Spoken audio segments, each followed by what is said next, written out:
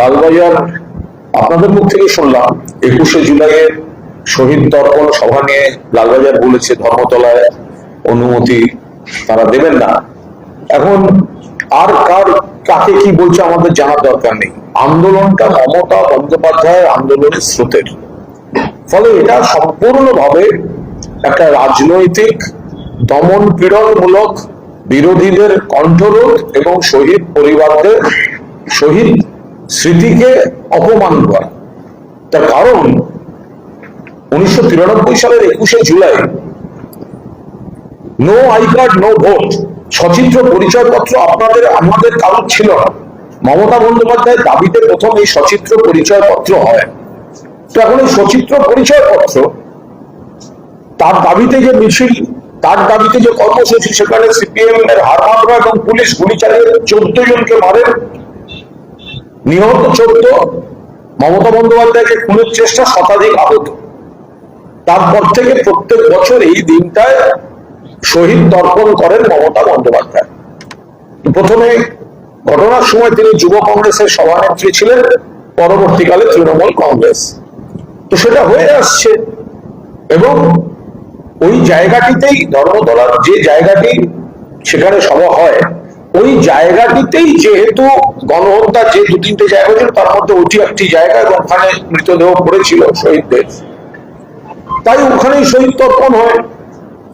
আপনারা যোগাসনের জন্য রেড রোডের মতো ব্যবস্থা ব্যস্ত রাস্তা 7 দিন বন্ধ রাখতে পারেন, আর কলকাতার বুকের সাম্প্রতিক ইতিহাসের সব থেকে জঘন্যতম গণহত্যা শহীদ তর্পণের জন্য একটা রাস্তার আধবেলা একটা দিক সেটা আপনারা দিতে পারেন না। এবং যারা আজকে সরকার, একটা সময় তারাও বিরোধী ছিলেন,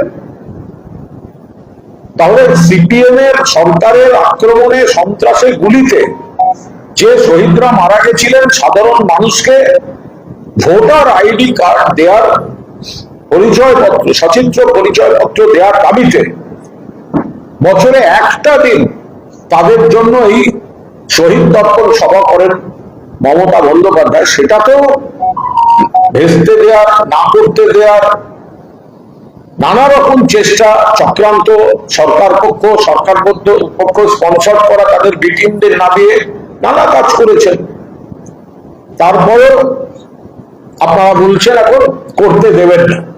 অর্থাৎ সিপিএম এর সন্ত্রাসের বিরুদ্ধে যে শহীদরা ছিলেন তাদের স্মৃতি তর্পণের যে বার্ষিক সভা, সেটাও আপনারা করতে বাধা দিচ্ছেন।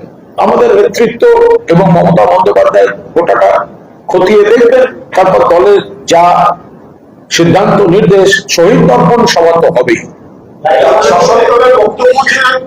বর্তমানে যে মুখ্যমন্ত্রী তাকে একাধিকবার হাইকোর্টে যেতে হচ্ছে, ন্যূনতম কর্মসূচি পালন করছে না।